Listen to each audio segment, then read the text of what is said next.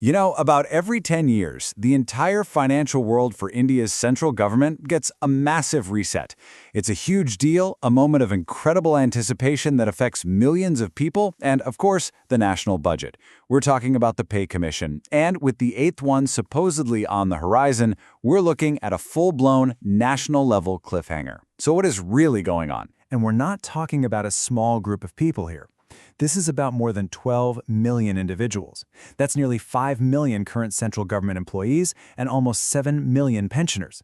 For every single one of them, their salary, their pension, their entire financial future hangs in the balance of what this commission decides.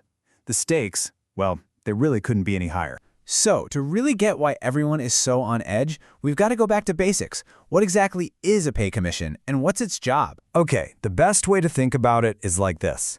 It's a massive, once-a-decade financial health checkup. The Commission's job is to look at, well, everything. Inflation, the country's economic health, you name it. And then recommend a fair pay structure for everyone, from a railway worker to a top government official. It's a system that's supposed to keep government pay in step with the times. But this time, that checkup is seriously delayed. And that right there brings us to the real heart of the drama. See, the 7th Pay Commission's recommendations are set to expire in December 2025, with the new ones kicking in from January 2026. But there's a snag. Now, historically, there's always a bit of a gap. The 7th Commission, for example, took about 5 months to get going. But just look at the 8th. It was announced way back in January 2025, and we're already well past 200 days with crickets. That is one of the longest waits in recent memory, and it all comes down to one crucial document. That document is called the Terms of Reference, or TOR for short. You can basically think of it as the government's official instruction manual. It tells the Commission exactly what to look at. Without the TOR, the Commission is, well, it's just an idea. It can't be formed, it has no members, no power, nothing. This one piece of paper is the bottleneck holding everything up. Now, while the government has been pretty quiet, the employees and their unions, they have not been.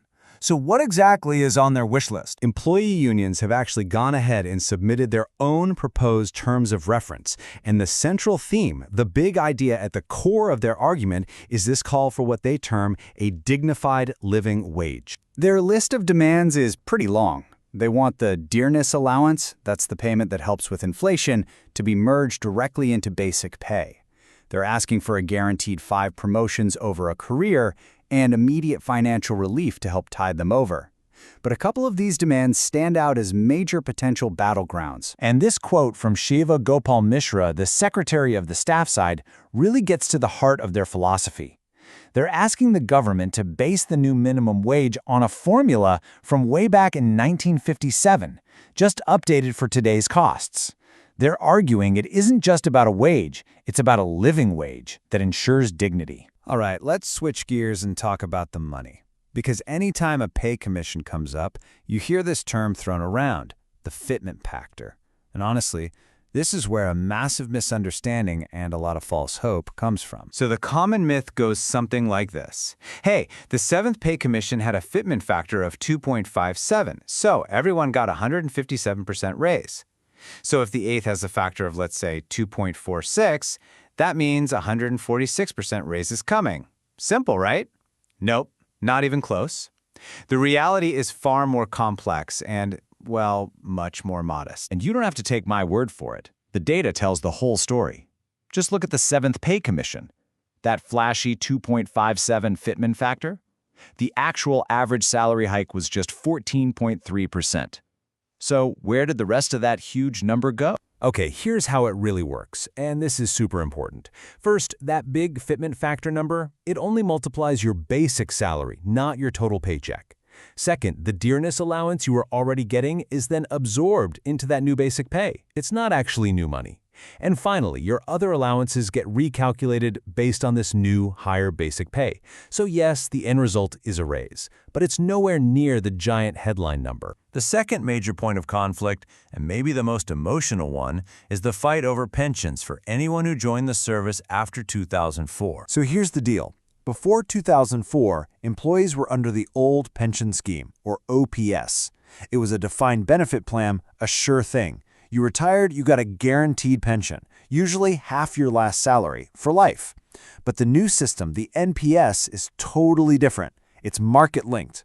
Your final pension depends entirely on how well your contributions performed in the market. There's just no guarantee. And this isn't a small issue. We're talking about over 2 million, that's 20 lakh, central government employees who are part of this market-linked system. And that is why unions are pushing so fiercely for a complete return to the old guaranteed pension. They see it as a fundamental issue of security in old age. So when you put it all together, what you're left with is a political and economic challenge of immense proportions. The government is caught in a truly high-stakes balancing act. Looking forward, the path is anything but simple. The decisions made by the 8th Pay Commission, whenever they're made, are going to have ripple effects across the entire Indian economy. On one side, you have the very real concerns about the cost of living and retirement security for over 12 million people. Keeping that massive workforce motivated is absolutely crucial.